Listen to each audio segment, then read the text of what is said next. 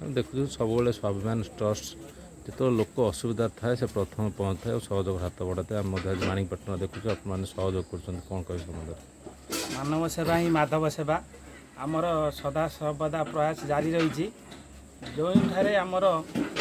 जेकोसी परिस्थिति रे असुविधा हुए स्वाभिमान ग्रुप सदा सर्वदा छिड़ाई आगामी दिन में आम छिड़ाबू ये प्रतिश्रुति आम देचु ग्राम पंचायत हो जिला ठू आरंभ कर प्रति जगह आम पहुँचू आज जो आपण मैंने देखुं जो दृश्यटी बहुत दुखदायक मु भगवान पाखे प्रार्थना कर आत्मा को शांति दिंतु अमूल्य भाई आज आम मान ग्रहण ना बहुत दुख लगुच बहुत भल मनीष थे मिष्टभाषी मेलापी समस्त सहित मिशुले से विदेश में काम करते गुजरात रोते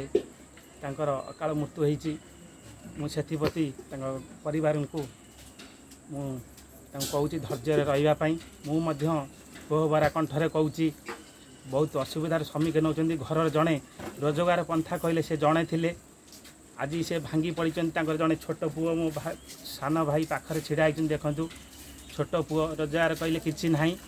मु सरकार पाखे नवेदन करी सहयोग हाथ बढ़ातु साहय हाथ बढ़ातु ये परिस्थिति रे